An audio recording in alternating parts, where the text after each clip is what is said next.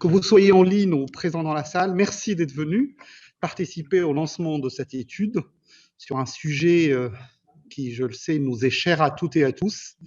Le désarmement nucléaire, le contrôle des armes nucléaires, la non-prolifération nucléaire sont des sujets qui sont importants et l'importance a même grandi ces dernières années. Et sans plus attendre, je souhaite vous présenter notre modératrice pour ce soir, nos chercheurs et nos intervenants. D'abord, un grand merci à Alexandra Brozozowski, journaliste euractive sur la défense et l'Europe dans le monde, et de nous faire le plaisir d'animer ce débat. Je lui donnerai la parole dans quelques instants, après avoir présenté les différents intervenants, mais bienvenue à elle et un grand merci. Tout d'abord, nos chercheurs. Mme Titi Erasto, chercheuse au sein du programme de désarmement nucléaire, de contrôle des armes et de la non-prolifération au CIPRI. Ses recherches portent notamment sur l'accord nucléaire iranien, le traité de non-prolifération nucléaire, le traité sur l'interdiction des armes nucléaires. Monsieur Olivier Meyer, chercheur senior à l'Institut pour la recherche, la paix et la politique de sécurité à l'Université de Hambourg, à l'IFSH. Avant de plonger dans la recherche, M. Meyer a également travaillé au sein de l'équipe d'anciens présidents de la sous-commission au Bundestag sur le désarmement et le contrôle des armes nucléaires. Je tiens à remercier Maren Villeuf et Maurice Kutt, car ils ne sont pas présents aujourd'hui parmi nous. Ils sont co-auteurs de cette étude, tous deux chercheurs dans le même institut qu'Olivier. Notre panel d'intervenants.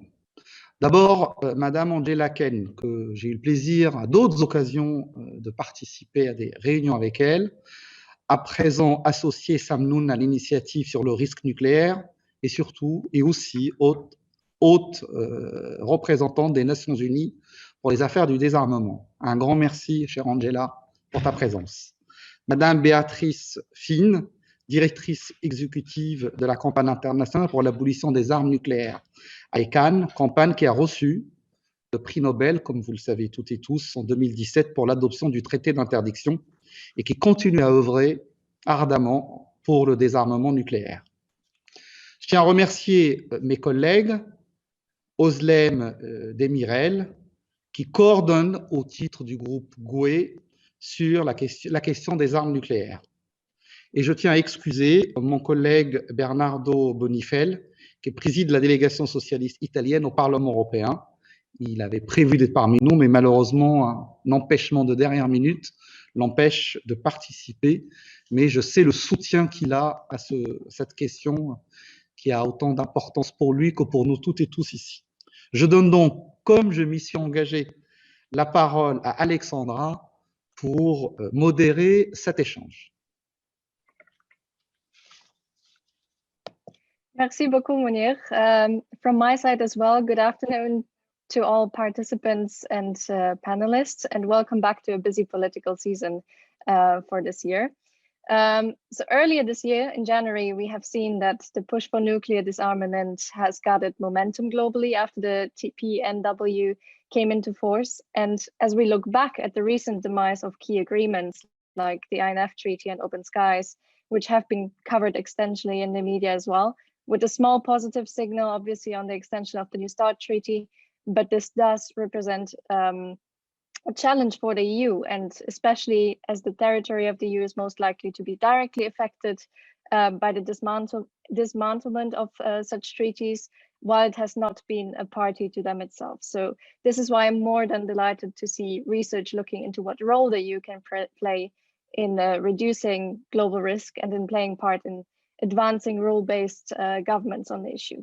So congrats to the authors, first of all, on the well-researched study. And to jump right into the matter, Titi, I would ask you, could you give us a closer overview on why it has been so difficult for the EU to support this new disarmament instrument, and whether you believe it will be ever possible for the EU as a whole to support it politically in the future? Oh, thank you so much. Yeah, I mean, it's indeed sounds a bit strange that most, especially for those unfamiliar with nuclear politics, it's sounds a bit strange that most EU countries don't support this multilateral UN treaty on nuclear disarmament. And as in many issues, the EU agency here is limited by internal divisions, as the member states hold very different views on nuclear weapons. And on the one extreme, there is France, who defends nuclear deterrence and opposes the new treaty. And on the other, there are Austria, Ireland, and Malta, who are already state parties to it. And in between, there are most EU members who are not so vocal, perhaps, but rather they seem to be avoiding this issue altogether. And as we noted in the report, membership in NATO is the main dividing line. Most EU member states are also part of NATO, which has taken a clear position against the ban treaty.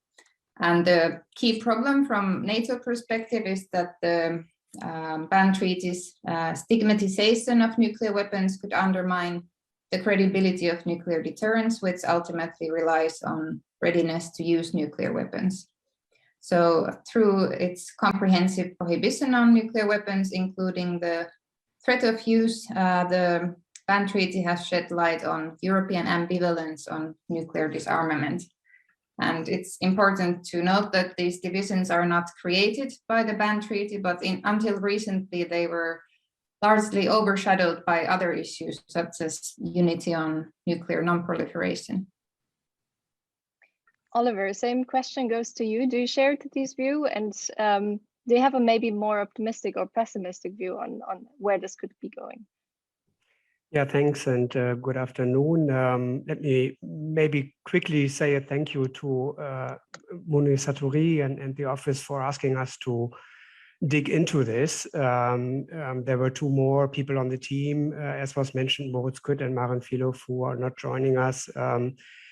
This was a really interesting exercise for us as well, to come to this from different angles, and we're very happy that we can provide an overview of what we found out during the course of this study here today.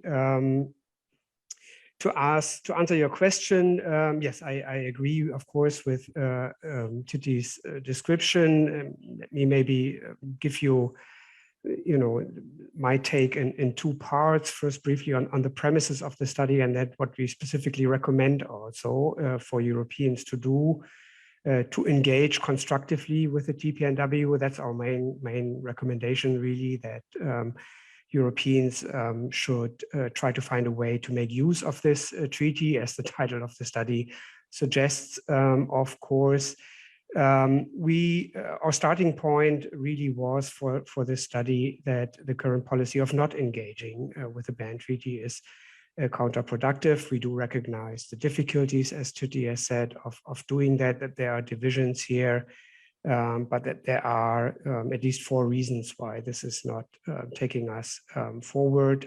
We have a new nuclear arms race in Europe, and traditional arms control approaches, as you have said, Alexandra, are not really in fashion with many nuclear weapon states, one has to say, no longer. So we can use any help we can in making progress towards a world free of nuclear weapons, and the ban treaty clearly is a new and exciting exercise here. Secondly, as Titi has said, the EU is divided over the ban treaty along the lines of NATO membership, and there's a risk that the EU more generally could be paralyzed on arms control and non-proliferation and disarmament issues more generally, and that's a risk that we want to avoid. The EU's ambition is to shape the international system rather than being shaped by it, and if you are divided on nuclear disarmament, it's clearly that's a problem here.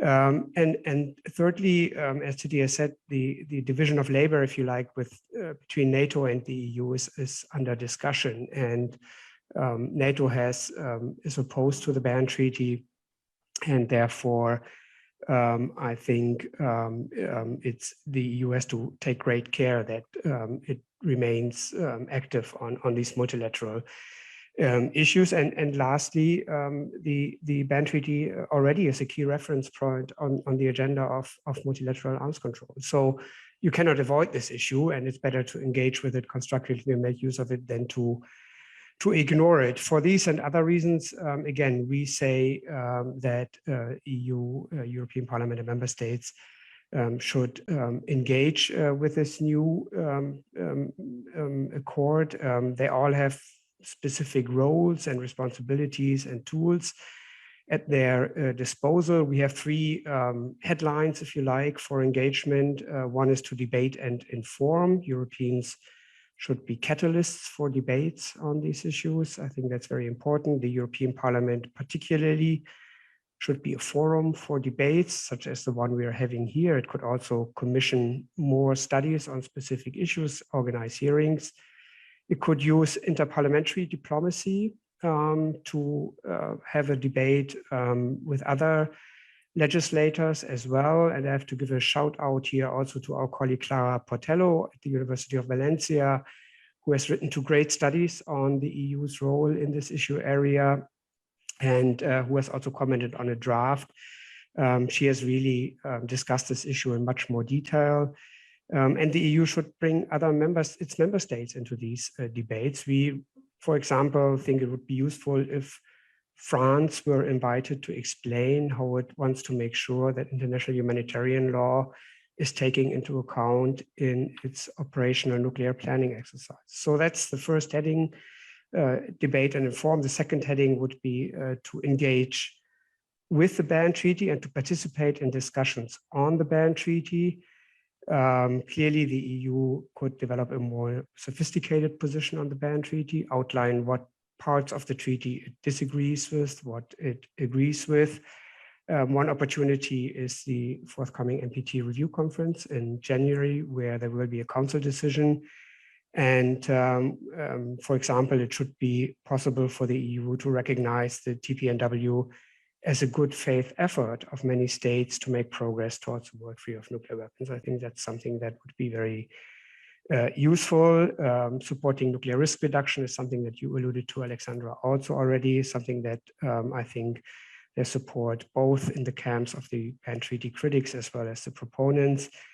And last but not least, the European Union, European Parliament, and member states sitting in Berlin, I'm saying this with a loud voice, should observe the first meeting of states parties in March of the ban treaty. And finally, Europeans should collaborate with and support implementation of the ban treaty itself. And here, support for implementations of the provisions of victim assistance, environmental remediation. There's a lot of things the European Union can do. We go into some detail here, and also support work on nuclear disarmament verification. So these are two issues where I think Europeans and the European Union particularly can provide active, proactive support in implementation of the ban treaty.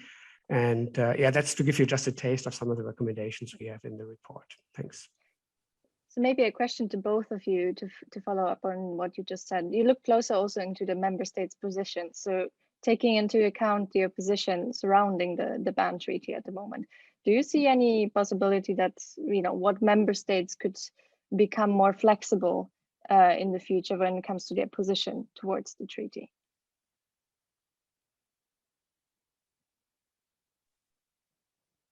Well, sitting in Berlin, I can, you know, we have elections coming up very soon. It's been an issue to some degree, and one issue at the core of the debate is whether Germany should observe the first meeting of states parties. And it's quite possible that Germany will do that.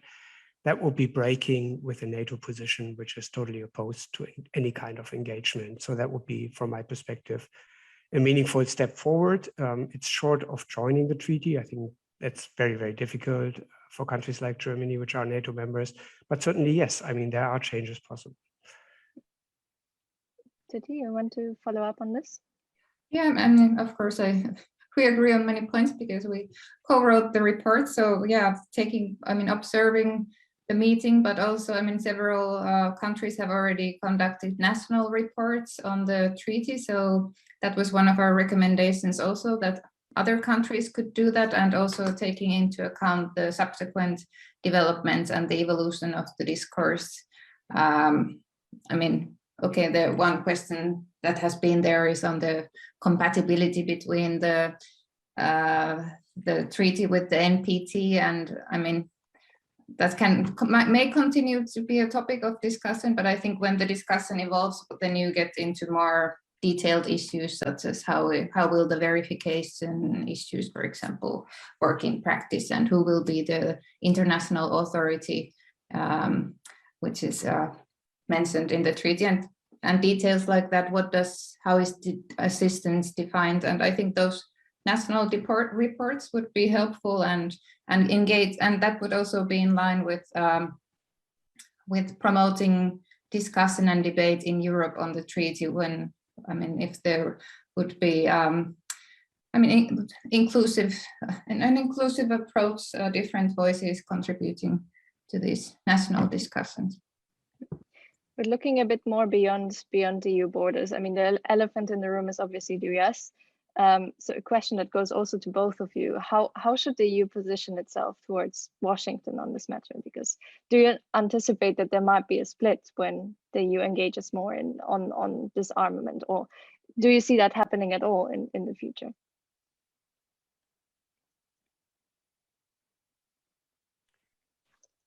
I can come in if Titi doesn't can add to that. Right now, the way I see it, and Angela, I think, is in Washington or going to Washington soon. It's the EU that is, to some degree, or Europeans that are dragging the feet on some of the US initiatives in this issue area. We have a US administration that has raised the possibility of declaring a sole purpose policy, of basically having a nuclear doctrine that limits the use of nuclear weapons to deterring nuclear threats. I have not heard a clear European response on that initiative, and I think it should be an easy case for Europeans to enthusiastically support reducing the role of nuclear weapons in such a way. So that's one example. I think another example would be that both Russia and the United States have recently endorsed at the Geneva meeting the Reagan-Gorbachev formula that nuclear war cannot be won and must never be fought. I'm not sure that all Europeans have actually loudly applauded that and said we should take that on board as well. That's another area, I think, where Europeans could support a US initiative. And a third area, maybe arms control, disarmament on non-strategic nuclear weapons, where many Europeans rightly are concerned about Russian modernization efforts on non-strategic nuclear weapons. We have an interest in bringing these weapons into the arms control equation, just as the American administration has said, but that has implications for NATO posture as well, because there's reciprocity in arms control usually. So are Europeans ready also to talk about the non-strategic weapons that are deployed in Europe? So, there are three issues where the Americans have basically taken a step forward, and I would hope that Europeans loudly support and endorse these initiatives. Yeah, if I may add, I think it's a good approach also to look at disarmament more broadly and talk about, for example, tactical nuclear weapons in Europe. But I'm thinking of the ban treaty. At the moment, the EU doesn't really have an approach towards it, as far as I'm aware, and the Americans are against it. So I think if the EU would have a little bit more constructive voice on this issue, I think it wouldn't create big transatlantic tensions, especially as I think that the Americans might also soften their approach. The language, they're not likely to join the treaty, and I think that would actually make it easier to focus on other issues, such as actual, steps towards disarmament and how can they both promote them. But of course, there might be some tensions between the United States and individual EU member states if they're planning to join the ban treaty, as we have already seen. But it seems that those tensions get reduced a bit after the countries actually, if they make the decision to join, because then there is no reason to impose pressure anymore. So, but I don't think this, I can't see this issue. I mean, if you just focus on the ban treaty, not disarmament more broadly, I don't think that will create big divisions.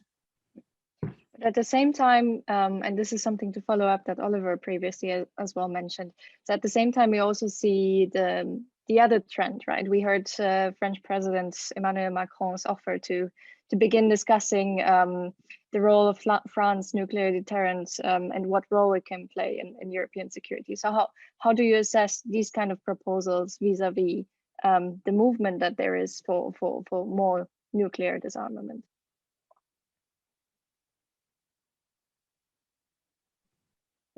Yeah, I don't know which one should go first, but I mean, obviously that's not really in line with the goals of the ban treaty, and maybe that's why, I mean, it would be more important to talk about the goals. I mean, even if we can't, and European countries and others can't agree on the ban treaty and whether joining is good or possible or not, I mean, at least everybody should be, at least all NPT members should be united on the goal of nuclear disarmament, and then I mean, these proposals could be discussed in that light as well. I don't think an alternative nuclear deterrence arrangement is necessarily making things any better.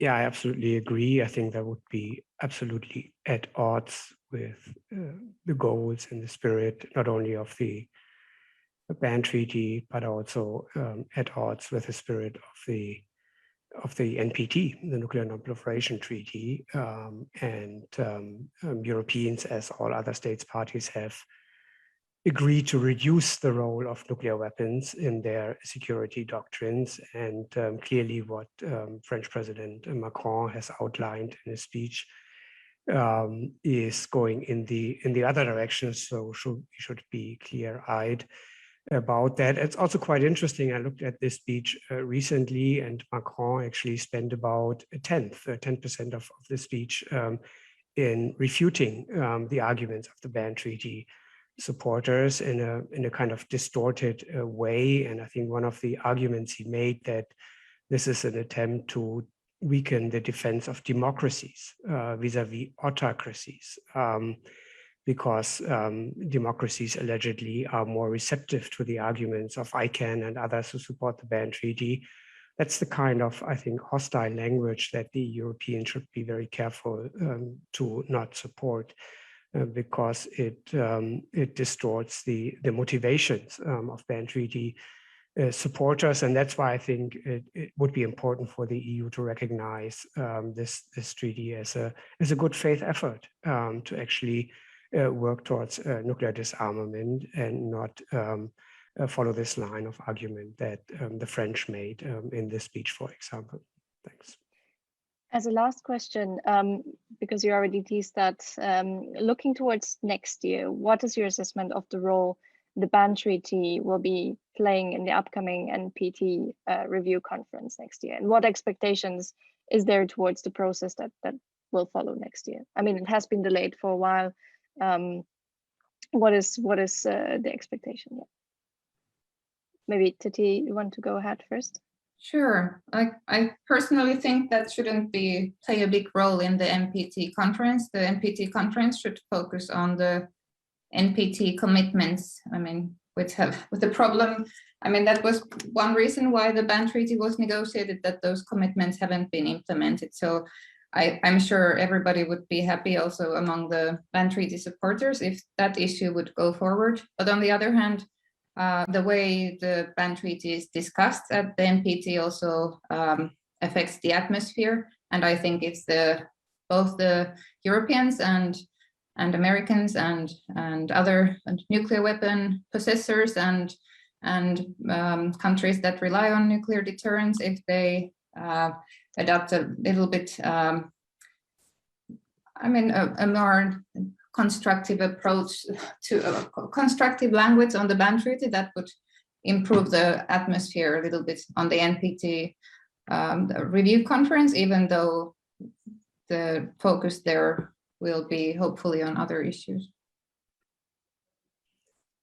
Yeah, just to quickly add on those points, maybe I agree that the NPT review conference could recognize again the role of the ban treaty in taking forward these discussions. We've now had 10 years of debates on this humanitarian argument since 2010, when the first time humanitarian language was mentioned in an NPT review conference final document. I think we also have to keep in mind that the accusation that by the nuclear weapon states that this treaty is polarizing the membership in the NPT largely falls back on the nuclear weapon states themselves. If you look at the history of the ban treaty, it was often the nuclear weapon states that actually used language and accused ban treaty supporters in a way that polarized the international community, and they're certainly trying to circle the wagon, if you like,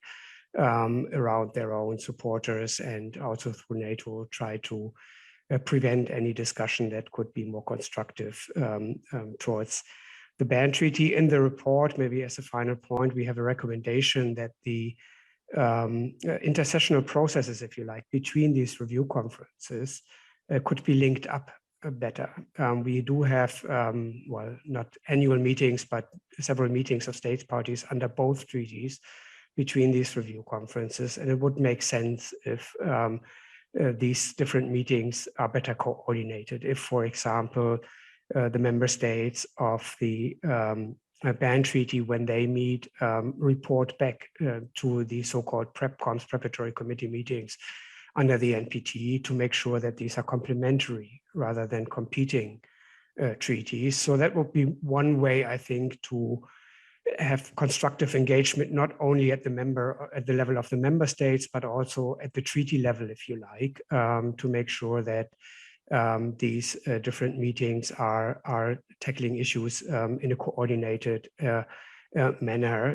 That might also make sense. And that's something that the NPT review conference, which will come first in January, and then in March, the meeting of states parties, where the NPT review conference could already make recommendations in that regard, that members of states parties of the TPNW could then pick up and endorse. Thanks.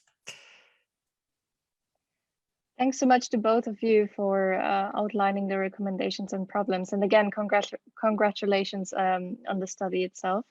Moving towards our panel discussion, Mounir, as the lawmaker having commissioned the study, the question to you: the European Parliament has not been too strong in recent years in advocating support for the TPNW. Why has it been so difficult in the House to reach that critical mass on this issue?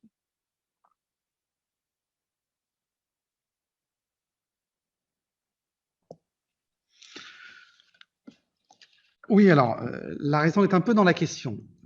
Je dois dire que, alors que je faisais partie de celles et ceux qui attendaient avec impatience l'entrée en vigueur du TIAN, je ressentais principalement à la Commission Défense et Sécurité que les partisans de la dissuasion nucléaire, les idéologues de la dissuasion nucléaire étaient plus en forme que par le passé dans ce Parlement européen. J'ai ressenti une réticence importante à l'avènement du traité d'interdiction des armes nucléaires, avec un lobby qui traverse plusieurs groupes, et avec aussi une volonté de nous enfermer, nous, les partisans de ce traité, dans le camp des bisounours. Et donc, j'ai souhaité, au nom du groupe écologiste et en accord avec le cluster international, commander une expertise externe, une étude qui nous montre la place et qui nous aide à démontrer les pistes du rôle que peut jouer l'Union européenne dans l'accompagnement de ce travail autour du TIAN et pour obtenir un monde sans armes nucléaires. Évidemment, je le dis, même si tout le monde peut le deviner, les experts ont travaillé en toute indépendance et on a souhaité, au groupe écologiste, et j'ai souhaité que cette étude vienne éclairer à la fois le rôle que l'Union européenne et le Parlement peut jouer et nous permettre de retrouver du débat au sein du Parlement européen sur cette question. Et j'ai souhaité aussi que cette étude nous aide à définir les pistes de ce qui pourrait être la préoccupation du Conseil, puisqu'il y a certes un État doté, la France, qui pèse notamment à travers les élus réunions français, mais il y a aussi des États qui sont pour le traité d'interdiction, qui l'ont soutenu, l'Autriche, l'Irlande, Malte. Et de mon point de vue, ce n'est pas normal que parce qu'un État français, l'État français, État doté, a des intérêts à ce que l'Union européenne ne se mobilise pas, que le point de vue de d'autres États ne soit pas pris en compte, et puis surtout que le point de vue de l'opinion publique européenne ne soit pas pris en compte par les élus du Parlement européen représentant le peuple européen que nous sommes. Voilà un peu l'état d'esprit qui a amené à ce qu'on commande cette étude et l'espoir, tout en laissant les chercheurs travailler en toute indépendance, qu'on a mis dans cette étude.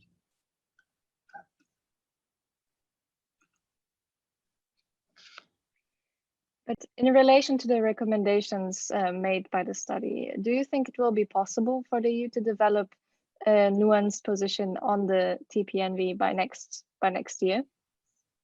Do you see that as a realistic, way to go until the conference?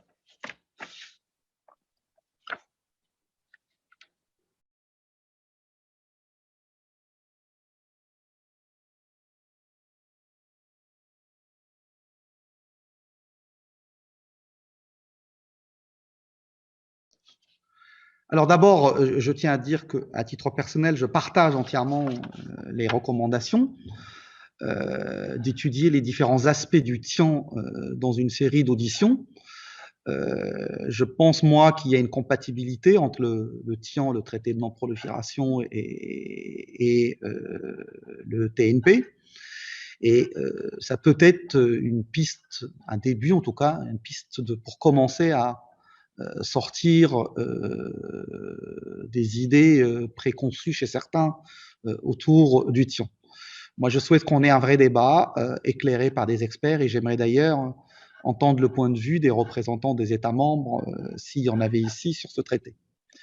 S'agissant des autres recommandations, moi, je n'ai pas de difficulté à me les faire miennes. Commander une étude sur le rôle du traité de désarmement nucléaire au nom du Parlement européen pour lui donner une place plus importante dans le débat démocratique au sein du Parlement serait une bonne piste. Ça permettrait d'associer plus largement toute la représentation parlementaire. Et puis surtout, moi, je suis pour l'envoi d'une délégation parlementaire à la première réunion des États membres du TIAN. Je pense que ça pourrait être un signal important du rôle que l'Union européenne, en tant qu'institution, peut jouer dans cette aventure formidable pour l'humanité.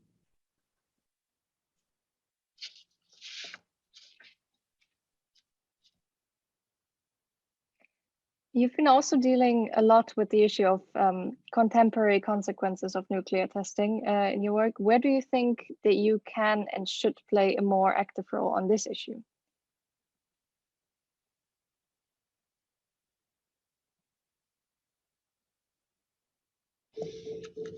Bon, d'abord, moi, je pense profondément qu'il y a une obligation morale d'aider les victimes et de réparer les conséquences environnementales. Les principaux États, évidemment, doivent y participer, ceux qui ont organisé ces essais nucléaires, mais je pense que l'Union européenne peut avoir un rôle à jouer là-dessus. Les progrès sont longs, ça fait, pour les essais français en tout cas, je pense particulièrement à ceux en Algérie, ils ont plus de 60 ans. Aujourd'hui, les populations locales sont encore dans l'ignorance de où ont été enterrés les déchets radioactifs. Il y a encore des personnes qui peuvent être contaminées par ignorance, et je pense qu'il faut lever le secret militaire là-dessus et donner un maximum d'informations aux populations locales. Il faut reconnaître le droit à la réparation et accélérer les procédures légales. Si en France, il y a 400, je crois de mémoire, vétérans qui ont pu solliciter réparation, il n'y a à ce jour qu'un citoyen algérien qui a pu obtenir réparation. Je trouve que ce n'est pas à la hauteur de la responsabilité de la France et qu'on doit trouver le moyen d'amener mieux et de soutenir la réparation. Et puis, on a une responsabilité à réparer les dégâts causés à l'environnement.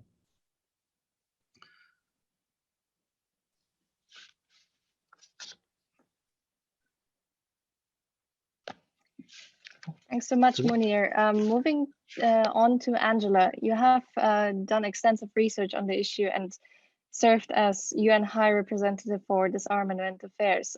Can you explain a bit closer how the relationship between the NPT and the TPNW can look in practice, and where do you think the EU could come most effectively into the discussion in the next year? Thank you very much, Alexandra, and thank you very much, Mounir Satouri, pour m'avoir invité pour ce débat qui est vraiment extrêmement intéressant. Donc, je trouve que c'est un effort qui est très valable et qui est très important pour nous tous.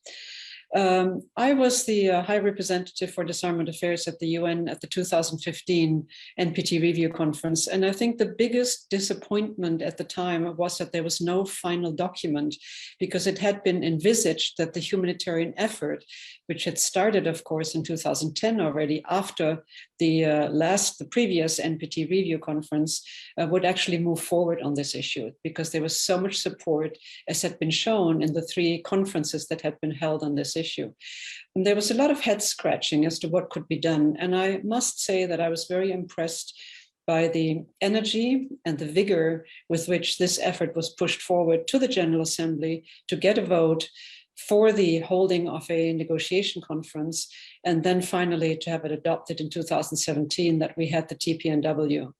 What was most discerning, or was most disconcerting, was really the fact that it was such a hostile atmosphere from those who did not support it.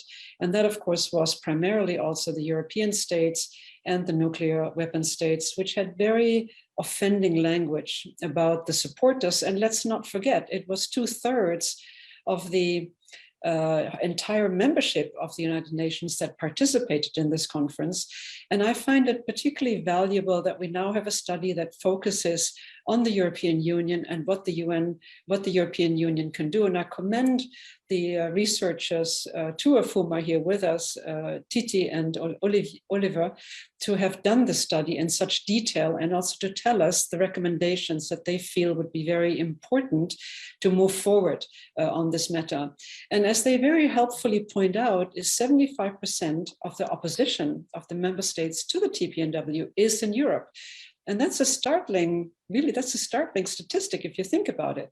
And on the other hand, when NATO is always mentioned as one of the main obstacles, let's say, for Europe to move forward, we must remember that NATO was not created as a nuclear alliance, even though this is now kind of the head mantra, we are a nuclear alliance. But if it didn't start out as a nuclear alliance, it doesn't have to continue as a nuclear alliance. So there is ways of really adding to this debate. And the TPNW supporters, to their great credit, despite the hostile language in many cases, and actually it was just mentioned by Oliver that Macron continued in this vein. Still, I had hoped that we would be done with this. But on the other hand, they were very careful to demonstrate that they support the NPT, that they have ownership of the NPT, that they do not wish to have polarizing debates. It's not one versus the other, but rather that they, TPNW, occupy the high ground, in my opinion. But on the other hand, what did they do? When they had agreed already on the dates for the first meeting of states parties after the entry into force of 1 year, they shifted those dates again after the NPT had to be moved to January because no other date could be found. And I think this was really important because it demonstrated again that this is not a confrontation, but rather it's a support, it's an accommodation, and they are willing to go, let's say, the whole 9 yards in order not to make it confrontational. And I find that the recommendations that were made in the study, some of which have already been mentioned, are extremely valuable. And I'm hoping that those countries who have not acceded or have not supported the TPNW would follow at least some of them, if not all of them. But basically, what has happened is that there are no nuclear arms control negotiations in sight. Everyone talks about START, but START was not a disarmament effort. START was a holding effort, a holding pattern. And now we have the statement of the Reagan-Gorbachev, but again, that is not a concrete achievement in terms of moving forward the arms control agenda. And this is something that nuclear weapon states have to be urged, because EU is most affected, by the dismantlement of all of these arms control treaty networks. And also what should be underlined is that the EU has played such an important role in the JCPOA negotiations. So why not have more of a standing in the negotiations that could be going on? Why not have more of a voice in this? And also, we have to accept that EU members have different views. That is just a fact of it. But that does not mean that all of the statements have to be negotiated down to the lowest common denominator. That, to my mind, is really, really important. And I remember that at one time while I was High Representative, I was attending a meeting of the European Union disarmament ambassadors. And I told them that they were punching under their weight. And I think they kind of were surprised when I said that, but I said it because it's language that's negotiated among all members. And it seems to me that nothing should stick out. Everyone has to agree to it. That does not always result in very good and very strong statements. But on the other hand, they also have to weigh in on the relationship between the two treaties and to promote the compatibility rather than to focus on what divides them. Focus on what unites them. That's very, very important.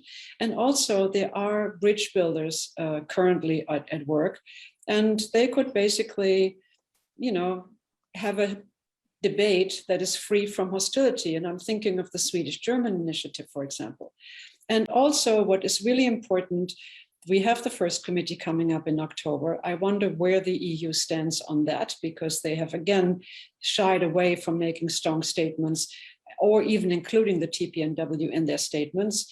But they have to find common language of what will be put forward during the NPT REFCON conference and at the final document. And finally, I think what Mounir Satouri already mentioned is the commitment of the EU to humanitarian action. And that basically means to facilitate those provisions in the TPNW on victim assistance, as he has mentioned, and also environmental remediation is extremely important. So because you referenced NATO, I mean, when you look at the relations between NATO and TPNW, do you think that the paradox between being a member and joining the treaty could ever be resolved? I mean, from your experience in like the negotiations and how things have developed over the years. It's very hard to basically resolve conflicts. And having worked at the UN for such a long time, I know it's very long time in coming, but you need to try it. And I do think that the EU really should try harder to resolve the differences between the NATO stance and also the stance of the European Union.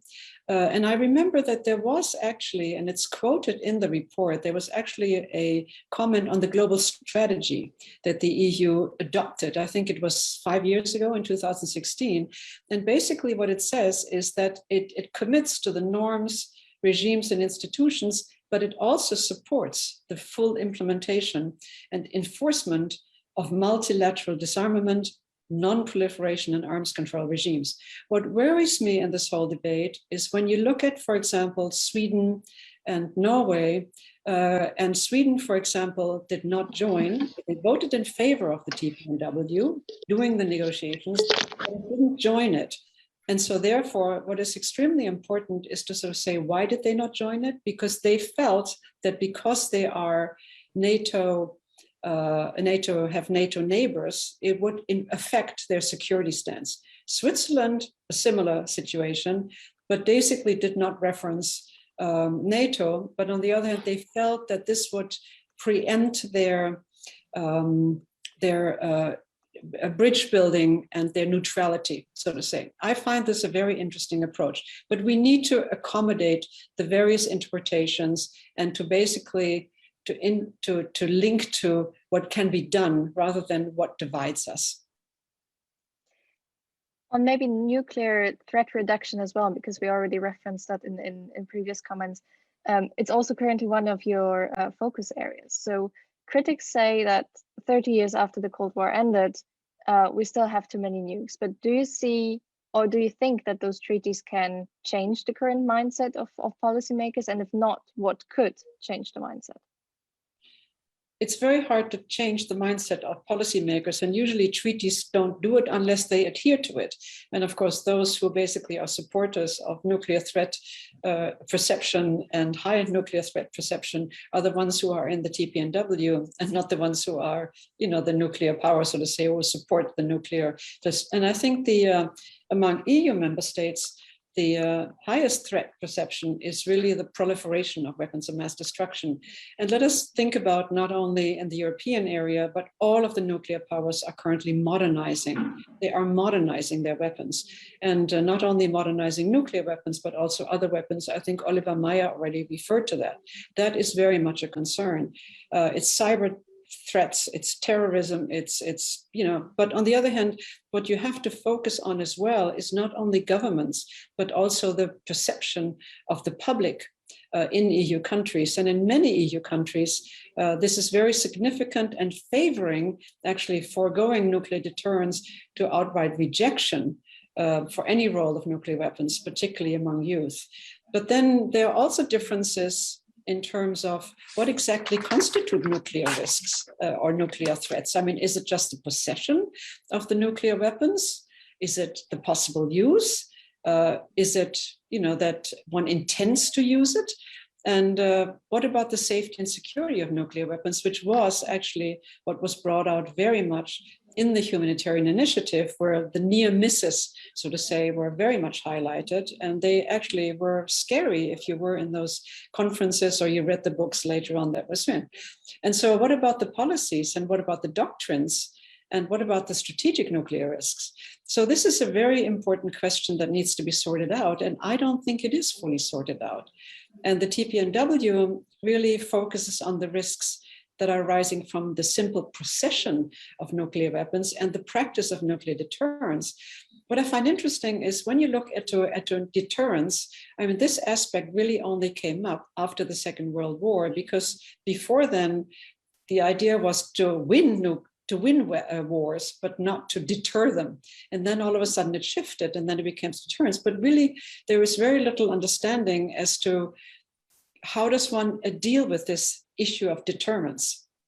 And basically the TPNW focuses more on the aggregate view of nuclear weapons practices and individual actions by member states. And that is actually outlined, I believe, I think it's in the preamble, it's outlined in the preamble. And so nuclear deterrence is seen as a very high risk practice. And the aggressive nuclear posturing and, the demonstrate nuclear capability. So what does it all mean? And I think we all remember the worst example of this was really when Trump was being very vocal about the DPRK, and it was fire and fury, et cetera, et cetera. So this is really very, very important to look at, because risks exist not only through the deliberate use of nuclear weapons, but as I mentioned, the near misses, we really need to think about that could happen anytime again. Thanks, Angela. Actually, related to that issue, I want to come back to another thing that was mentioned before. And I would like to ask our authors of the study to maybe respond to what the EU can specifically do on the consequences of nuclear tests. And yeah, Oliver, do you want to go first?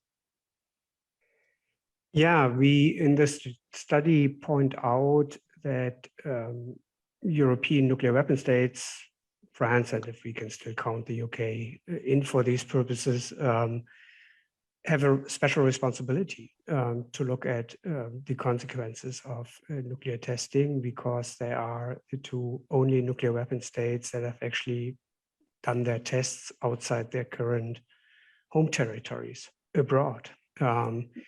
Therefore, they have not used their own territory, their current home territory at least, to conduct these tests. So that it in itself already places a special responsibility on Europeans to address the environmental, but also most of all the humanitarian consequences. And the ban treaty is new because it has provisions on assistance in it, both for the treaty members, but others can come in.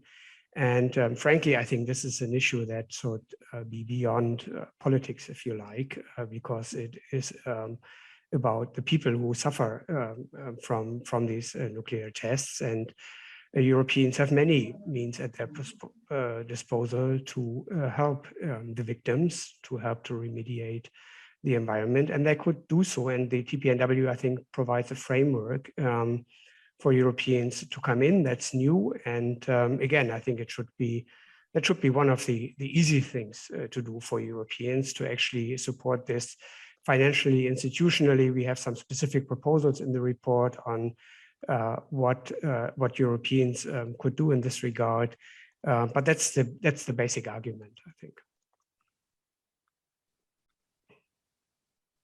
I think I have nothing to add to that, except that I don't think there's anything to lose. I mean, even if you can't join the ban treaty, I think that would be contributing to the bridge building efforts, that you agree at least that you have some common goals, and that would be a worthy goal, I think, to support.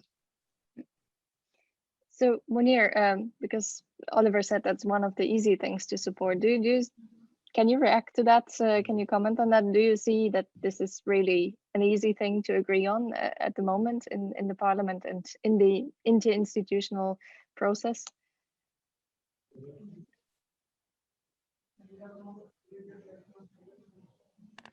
Sorry, the translation was off for the start of your question, Alexandra. So can you just ask it again, please? Sure, because Oliver said that's one of the easy things to agree on, to deal with the consequences of nuclear tests. And I would like to ask Mounir whether he really sees that happening as that easy in the institutional process at the moment, and if that is really something that all can agree on. Oui, moi je pense que l'Union européenne peut agir. D'abord, nous avons des centres d'excellence sur les sujets des risques nucléaires, comme les risques chimiques ou bactériologiques. Donc, on peut accompagner les zones et les pays dans lesquels il y a eu des essais nucléaires. On peut fournir de l'expertise. On peut accompagner et former les acteurs au niveau local. On peut imaginer, s'il y a une volonté politique, qu'il y ait un fonds européen d'aide qui soit mis en place. L'Union européenne, par le passé, a fait le choix d'intervenir et d'agir contre les mines antipersonnelles, et pourtant, l'Union n'avait aucune responsabilité dans cette action. Donc, si l'Union européenne souhaite agir en mobilisant ces centres de recherche et d'excellence, en développant des outils financiers d'accompagnement des populations locales, elle peut le faire. C'est une question de volonté politique. Et je pense sincèrement que cette union qui s'est construite autour de l'idéal de la paix, agir sur le domaine de l'accélération de la sortie des armes nucléaires et aider les populations locales dans notre voisinage, elle peut le faire, on peut le faire. C'est juste une question de volonté politique. Thanks, Mounir. We're moving towards Beatrice. You've had quite a few years campaigning for the treaty, and its entry into force in January. Sorry, I hear double translation.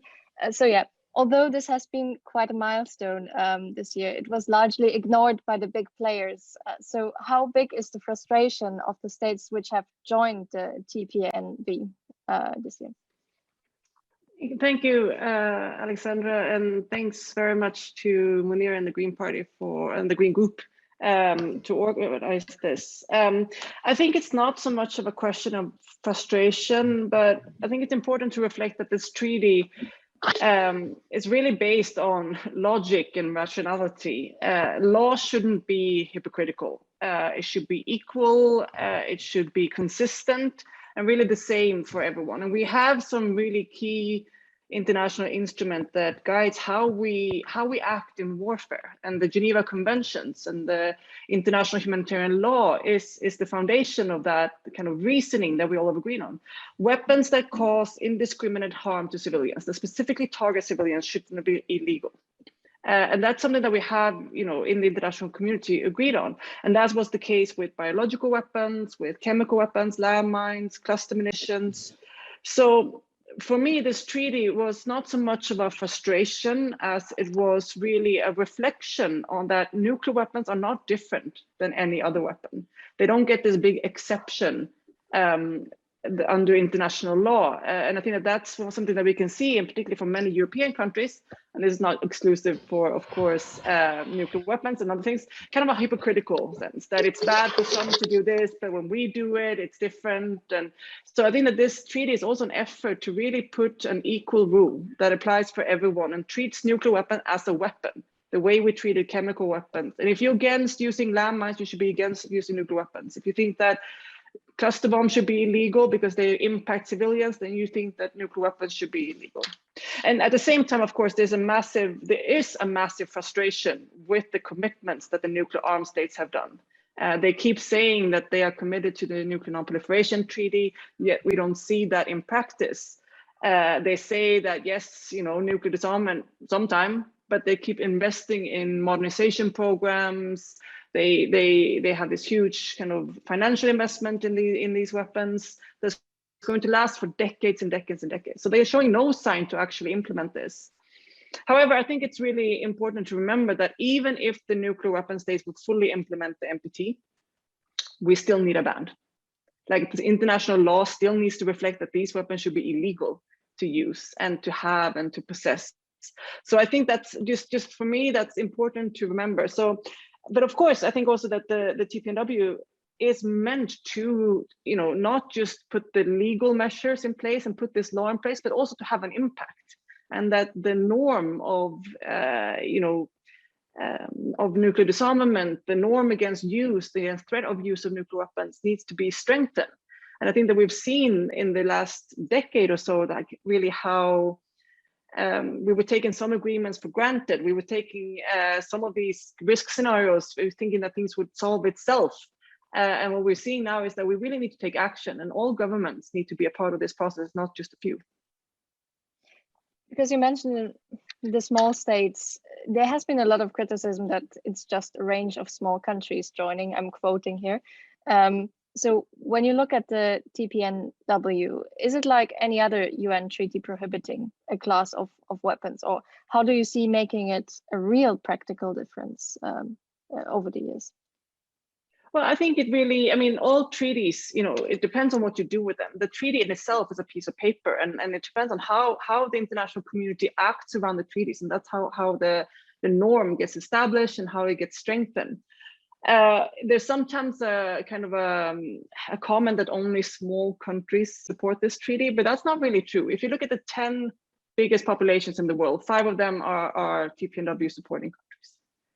And if you look at population growth in the future and the predicted population growth, those countries that have joined the TPNW, out of these 10, for example, are predicted to grow a lot more. Nigeria is predicted by the end of this century to be one of the biggest countries in the world. Whereas the nuclear armed states are actually, many of them are in like kind of a declining population scenario. So I think it's important to remember that this is a massive amount of countries that are actually voted in favor of this treaty, that are working to sign and ratify these treaties, and not just small countries. But we also do see on the international arena how, whether or not you are a nuclear armed state or not, you will still be impacted by the use of nuclear weapons. And I think that in particular now, as we see the risk of use increasing and a much more dangerous kind of scenarios in the future, it's really the responsibility of all countries to act to protect their populations. And this is something that I think gets lost sometimes in the conversation around nuclear deterrence. Like, it's only nuclear armed states that are concerned about security. But, for example, I'm Swedish, I live in Switzerland. How do I protect me and my community against nuclear war? Because we will be impacted too. And we don't have democratic processes to elect another American president, or in France, for example, or anything like that. So I think it's really important that each country has to protect itself. And a lot of countries are thinking that the TPNW is a way for them to protect themselves against nuclear war. But the study commissioned also points towards the low adherence of the EU to the treaty. Do you see a changing mindset coming as how EU member states should position themselves? I mean, in NATO towards the US, towards disarmament, since the treaty has entered into force. So can you give maybe some examples where you have seen practical differences? Well, I think it definitely is, changing minds and putting a lot more pressure on actors that work around nuclear weapons. I think one of the key things for European countries is to remember that they are the key target. Many of them are key targets of nuclear weapons. If there's war between the two biggest nuclear arms states, the United States and Russia, I mean, Europe is where it will all play out. You've seen those maps of during the Cold War, where they were sort of showing how a nuclear war would be fought. I mean, Germany would pretty much be gone. Lots of part of Eastern Europe would be enormously impacted. And there is no capacity in these countries, either one individual EU state or the EU as a whole, to respond to those catastrophic impacts. And this is not just like a hypothetical kind of exercise where we talk about what if it would happen. I mean, the Bulletin of Atomic Scientists predicts that the risk of nuclear weapons increasing. The United Nations is talking about this. United Nations Institute for Disarmament Research, for example. CIPRI talks about this. Lots of experts and scientists around the world saying, like, do not ignore this issue. The risk of nuclear weapons use is increasing. So European countries really, really need to take this seriously. And I think that we are seeing a growth of support around. The EU is not just the member states as well. The EU is also the European Parliament and MEPs, where we see a lot more growing support and parliamentarians taking up this issue and working. Lots of other NGOs, international organizations that are working on this issue.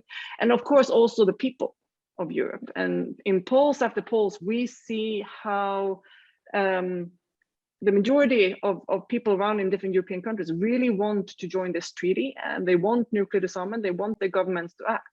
So what we're seeing is quite some positive change. I mean, last year we saw, for example, Belgium as the first country to include the TPNW in the government platform, recognizing that it exists and that Belgium and other NATO countries should work to see how this can be a contribution. As Oliver mentioned before, we have an election coming up in Germany where we see a lot of interesting developments, I think, and we can see a potential for a more open-minded government to this issue. I think that we've seen, for example, Angela talked about Sweden and Switzerland. I think it's definitely not, those issues are not closed. Like, they will eventually join this treaty. They might not have it so far, but eventually they will join this treaty. And I think that we're seeing a lot of changes in these countries where there's opportunities. And I think that it's very important that we kind of reinforce that MEPs and national parliamentarians work to put pressure on these governments, that we kind of mobilize really and really ask our governments to protect our people of Europe. And last question to you, similar to the one actually asked to our study authors, but maybe you can answer that from a more grassroots perspective. So the study also looks at the contemporary consequences of nuclear testing, as we heard before. How can the EU help environmental remediation and victims assistance in your view? Yeah, I mean, I think that this is really, this is the first nuclear weapons treaty that really recognizes the impact on these communities. And it's something that I think is a huge victory for the entire world, that the fact that we have these provisions on providing victim assistance and committing to environmental remediation. And I think that that's something that gives the treaty a really practical dimension. And it really can have an impact on people, like real people on the ground, and not just an abstract sort of policy, but really concrete measures. And of course, I think that the EU could play a really significant role there. I mean, obviously we have France, the nuclear armed state in the EU, who is responsible for the consequences done in Algeria, in the Pacific, where France tested nuclear weapons. And they have a really special responsibility to engage in these efforts. And I think that there's been, there's a lot of conversation around that and needs to happen. But then, of course, the EU as an institution and all the other EU member states individually as well should really engage in this kind of work. I hope they will all attend the first meeting of states parties, where we'll have these concrete discussion about how to set up the future of this kind of work. This is long term. It's not something that will be fixed quickly. But I think it's really key that both the EU and individual EU member states participate in the first meeting of states parties in order to engage with these things, provide assistance, provide technical expertise. This is not politics, right? This is concrete humanitarian assistance and should be treated like that. And the treaty prohibiting landmine is a perfect example where we've seen many countries that haven't joined the treaty be part of those programs. And the United States is a perfect example. They didn't sign or ratify the landmines treaty, but has been deeply engaged in the mine clearance efforts that have been generated from this treaty.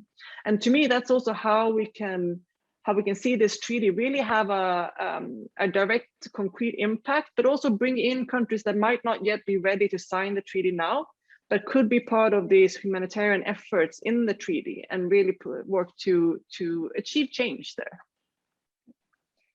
Thanks so much, Beatrice. We're also moving back to the European Parliament side of our panel. I'm not sure, Özlem, are you connected with us? That seems not yet to be the case. So I'm just moving maybe to one question that I saw was asked to Mounir from our audience, from Alexander Kment, who asked whether you see the possibility for the European Parliament to take a decision in favor of participation of the European Commission and the EAS as an observer to the first meeting of state parties next year. And would a parliamentary delegation be interested in being present in Vienna?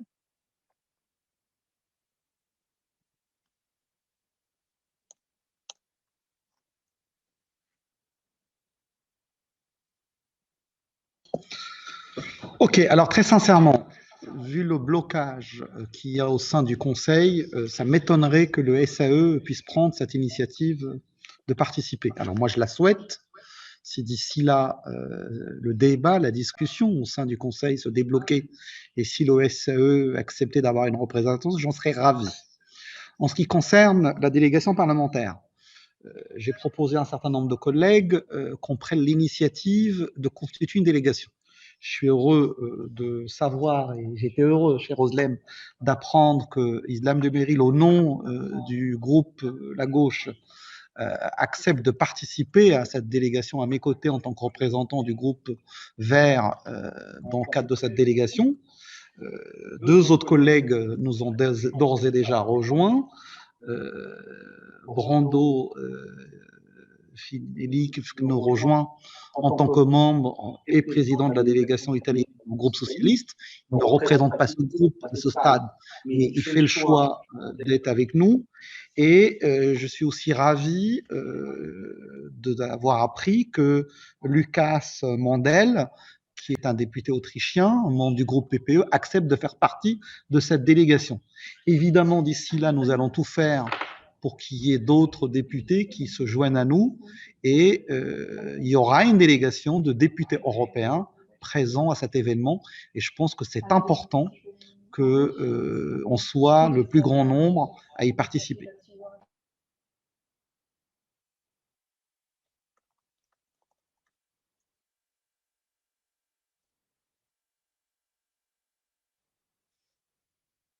Thanks so much, Mounir. I see we have Özlem with us. Hello, good evening. Do you hear us? Okay. Yes, you do. Hello. Hi. Again, I hope now you can hear me.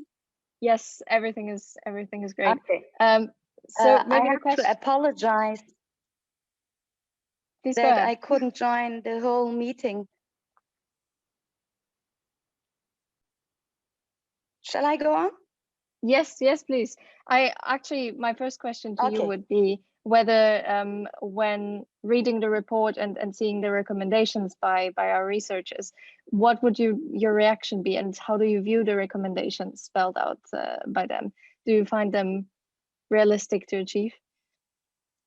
Yeah, thank you. First of all, I wanted to also apologize that I couldn't join the whole meeting because I was in Germany, and as you know, we have election campaign in Germany, so it was not possible to me to listen the whole event today. But I want to thank Mounir for this initiative, and I want to thank him also that he is working since the beginning of this legislature together we both are working together for the important demand of disarmament, especially nuclear disarmament, and to support the prohibition treaty of the nuclear weapons, because this is very important. And I think the study you have published is also one of these important issues to show why we need a prohibition of this kind of weapons, because this kind of weapons are very, very dangerous for nature and human beings.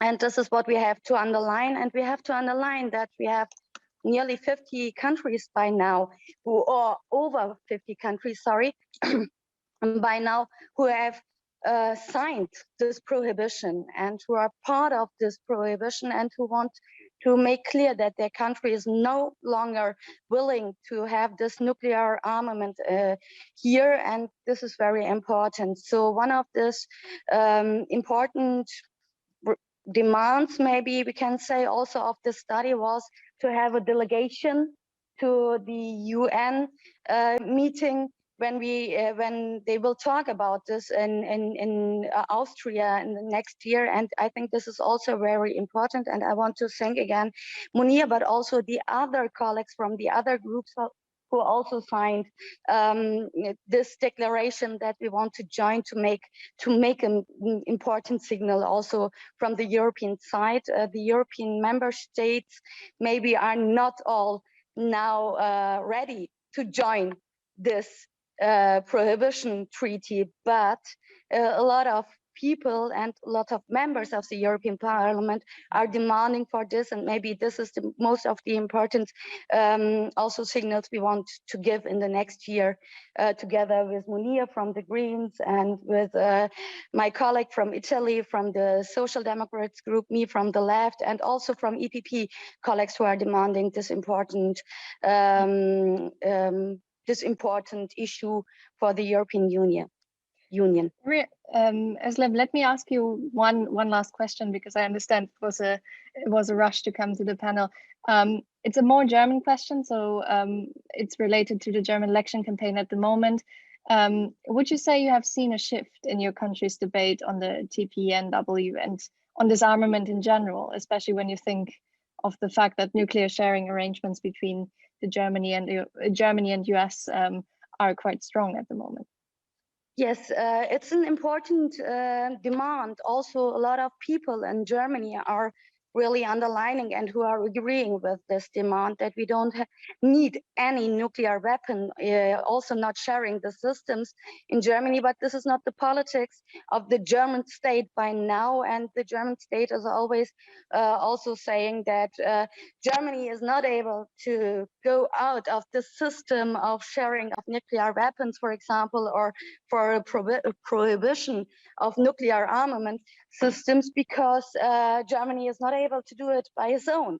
And what we have maybe to say at that moment is that Germany wouldn't be at its own when they would join this treaty, for example, of the United Nations. And this is a very important issue I think we have to underline. And what is very also important and what is not so much debated is, maybe this makes also the work together with Mounir and me a little bit more important, is that France as a nuclear power and Germany as a part of the NATO and sharing system of the nuclear weapons are also dealing behind the scenes about the issue to share, for example, the atomic bombs of France. And this is what we, or me, are not agreeing with, because we think we need a European Union who is disarming, who is underlining more the importance of disarmament in general. In general, we have to underline this, but especially in the area of nuclear weapons, we have more to underline this. And that Germany is not making any step till now and not negotiating on this point. This is for me not acceptable. And this is also, I think, an important issue or an important demand for France, who is the nuclear power in the European Union. Oliver, I know because you're German, would you like to react to this, or? Well, I'm not quite sure, to be honest. This is moving into German election campaign territory here, which for a study on the European Union would maybe not be appropriate. So I'd rather refrain from commenting on that. Sure. Worth a try. Thank you, Oliver, and thanks to Özlem. And with that, thank you so much to the panelists for your reflections, comments, and problematics. As I understand, before we move towards the questions from the audience in a second, there will be announcements by the MEPs made. So I will give the floor to Mounir.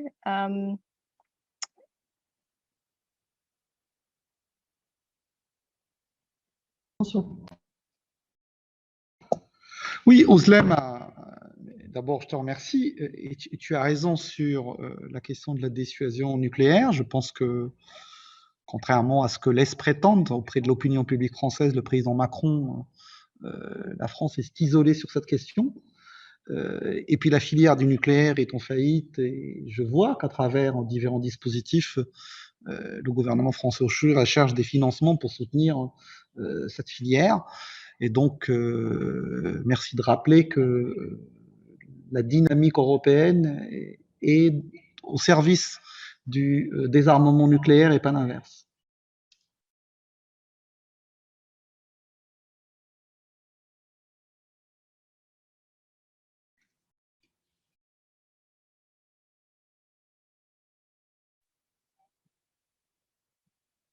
There. I would like to give you the floor for remarks on the delegation at this moment. Do you hear me?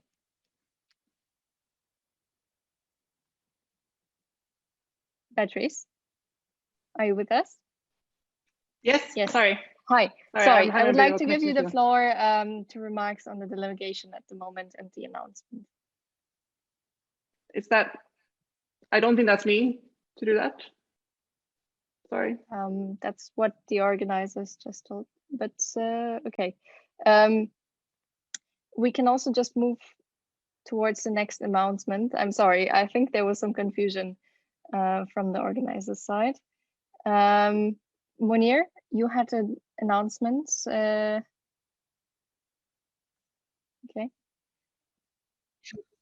Non, pas à ce stade. Je vous propose qu'on passe aux questions des participantes et participants.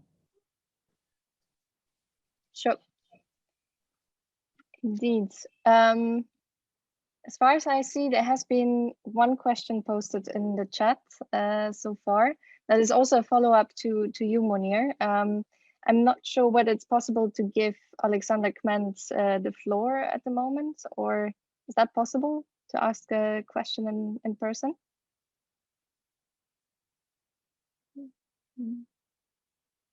Okay, it seems like it's not possible.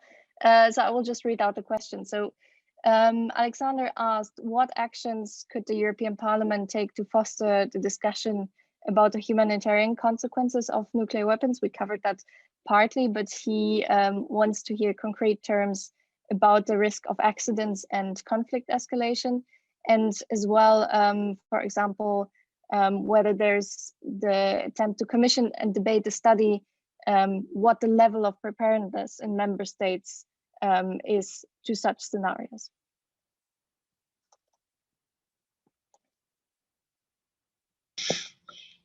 Alors d'abord, merci à l'ambassadeur Alexandre pour sa participation à cette conférence, à ce lancement de cette étude.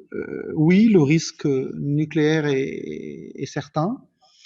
Je pense que très sincèrement, on a besoin de plus de préparation et à l'échelle européenne, la Commission européenne devrait se saisir de manière plus importante de ce sujet.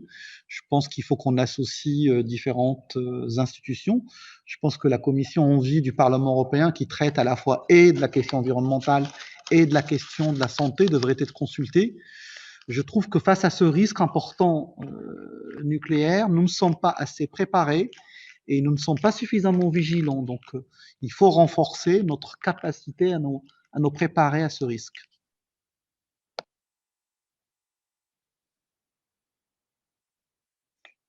Thanks, Mounir. Maybe that's also a question that actually goes to our authors of the study on the level of preparedness.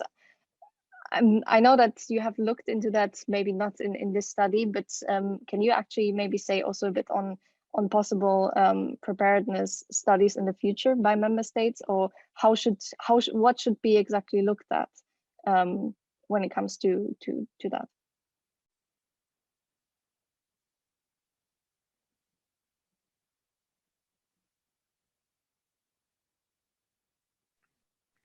Sorry, can you repeat the question? I was playing the question back at you as well on the preparedness level of the member states, and what maybe in future should be also looked a bit closer upon when it comes to the studies that are related to the treaties.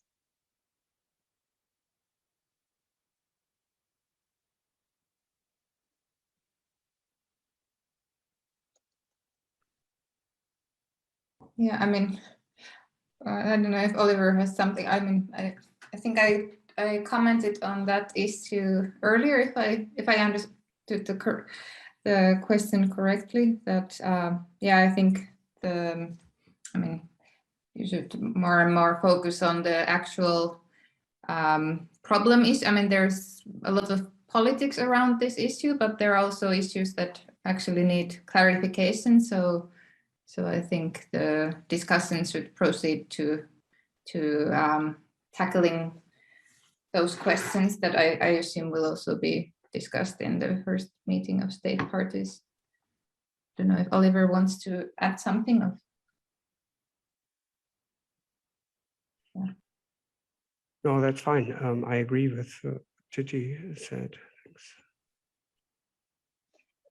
Oliver, is there something that we haven't touched upon from the study that you would like to maybe address and put forward as something that we haven't considered in our discussion? Well, generally, the question that I think Mounir Satouri also basically raised is where the EU as an institution come in here. As we've discussed, I think it's usually easier for the EU to provide money, for example, for issues, even if they are controversial. There are many institutions, for example, the centers of excellence, which may have been underused in this context, that could be brought into the game here to facilitate humanitarian assistance, to, for example, help to identify victims of nuclear programs, nuclear testing. That's one of the issues that's ahead of it. But when it comes to the more difficult political problem, does the EU and the member states particularly actually want to attempt to develop a more constructive position towards the ban treaty? That's where the difficulties come in. And, you know, obviously we have differences between European member states on many issues which affect global commons, if you like, global issues. There are big differences on climate change, for example. But as a consequence, the EU usually doesn't shy away and say, well, we agree to disagree, like they did in 2015 when they went to the review conference with a common position that actually just basically stated, well, you know, member states have different positions on this, and on we go. That's not sufficient. And that's, I think, where the political push comes in. And I think that's where the European Parliament can take a role. And I'm heartened to hear, and it's very positive, understood correctly, that there will be a delegation of the European Parliament going to the first meeting of states parties. That's one indication of a willingness to engage, to tackle this controversial, difficult issue. But that's where I think where member states can play a role, and countries like Germany, I think, also can play a role in pushing this agenda. I think that's where the core of the issue is right now. We can, you know, talk around the easy parts of, or the easier or less difficult parts of the equation. But where are the governments and the countries that are willing to stick their neck out and be advocates engagement with the ban treaty. That's, I think, what's missing. There was a question, I think, also in the Q&A, have EU member states committed to attending the first meeting of states parties? Sweden has, I think. It's already inquired to the Office for Disarmament Affairs on the procedures for attending the first meeting of states parties. So clearly we're going to have Europeans and EU members at the table there. And that's, I think, where the politics of this, where the difficulties is. And I do think, as we've heard also from Mounir Satouri, the European Parliament is very valuable because it also has voices in the European Parliament that may not be represented at the governmental level.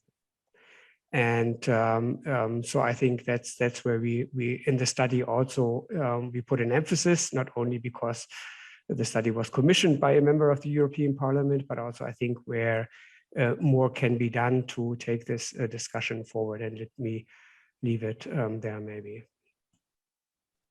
Thanks, Oliver. Angela, I see you have a raised hand. Yeah, I find it very interesting, and maybe it's my misunderstanding or not lack of understanding of how this actually works in the EU. But what I find really disappointing is that since the TPNW came into force, the EU has avoided mentioning it directly. I mean, there's just been absolutely no mention. It's like if this didn't exist. And for example, there was a statement in February, I think, this year at the CD, but it only refers to the NPT. It does not refer to the TPNW. And if I think about it also, is there are parliamentarians who have actually signed they have signed a statement supporting ICANN, for example, which is a very strong statement. So I think that is very, very positive. And then also there was a pledge that was brought out, I think it was about a year ago, from former presidents and prime ministers, and including from 15 EU member states. I mean, it was an international effort, basically calling upon their countries to join the TPNW. So this does not seem to get play somehow. And I think that this is something that really ought to be supported a lot more. I know that ICANN, of course, has supported it and has, broadcast it and so forth. But on the other hand, I think these are really important statements that I think should be given a bit more prominence in the debate. Thank you. Thanks, Angela. Before closing and giving back to Mounir, I'd like to give the floor to Beatrice, who wanted to comment on the delegation launch. I think there might have been some technical aspects issue before. Beatrice, can you take the floor, please? Yeah, I mean, I just got a message here from some people saying that it has in fact been launched. I don't know who is supposed to announce it still. I keep getting to, if I can comment on the announcement, but because I haven't heard the announcement yet, it's still a bit difficult. But I will still comment that if there is an announcement, which I hope it is at some point here, then I mean, obviously that's extremely welcome news. We're working really hard to make sure that as many observers, I mean, of course, our main priority is to get more signatures and ratifications and getting more states parties to the meeting of the states parties in Vienna next year. But if a state hasn't signed yet or hasn't had time to ratify yet, we would, of course, really encourage more observer states. And the fact that a delegation of MEPs from the European Parliament will attend, I think is enormously impactful. And I think that will also be a part of normalizing this treaty to European member states, to really work as a bridge builder, to kind of sensitize governments that this is not a dangerous treaty, it's actually a really helpful initiative, and to start that kind of practical work to support the victim assistance, the environmental remediation, and also to get European member states to really take the risk of nuclear weapons use seriously, and to see the Treaty on the Prohibition of Nuclear Weapons as a way to move forward and to achieve something that would be for the benefit of all of us, nuclear disarmament. So I'm really pleased to hear rumors in the chat that there is a delegation coming to the meeting, and we're going to work with all of you. We have a big group of very supportive parliamentarians in the European Parliament who are supportive of the TPNW, and we will work to mobilize them, but also in national parliamentarians. from EU countries to get them to attend. I think that would be a really exciting contribution, and I hope that everyone who's listening wants to come to Vienna as well. It's going to be great. It's going to be fun. Thanks. Thanks, Beatrice.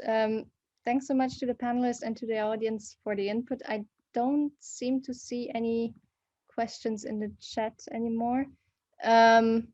There's some kind of technical issue with the chat, so excuse for that. I would give back the floor to Mr. Mounir for the closing remarks in that case. Yeah, please go ahead. Alors, je ne sais pas ce qui s'est passé au niveau de la traduction ou de la technique, mais chère Béatrice, je tiens à te dire que ce n'est pas une rumeur. Il y aura une délégation de parlementaires. Il y aura au moins 2 groupes qui soutiendront de manière officielle cette délégation. C'est le groupe de la gauche et le groupe écologiste. Il y a même 2 députés appartenant au groupe socialiste et au groupe PPE. Et Özlem et moi et les autres, on va mettre toute notre énergie à convaincre nos collègues pour qu'il y ait un maximum de participantes et participants. Donc, il y aura une délégation de parlementaires. Il n'y a pas de doute là-dessus. J'espère que le débat qu'on lance aujourd'hui pourra convaincre la réouverture de la discussion au sein du Conseil et qu'il y aura un représentant du SAE, mais en tout cas, nous parlementaires prendrons nos responsabilités en la matière. J'aimerais finir sur un propos avec lequel je suis d'accord. Soyons effectivement des bâtisseurs de ponts, soyons des promoteurs de la paix. Je tiens à vous remercier chacune et chacun d'entre vous pour le temps que vous avez pris pour participer à ce lancement d'études qui n'est que le début de ce travail de promotion pour obtenir la sortie du nucléaire, la fin de l'armement nucléaire, car ce danger, ce péril est très important et nous ne devons ménager aucun effort pour y arriver. Un grand merci à vous.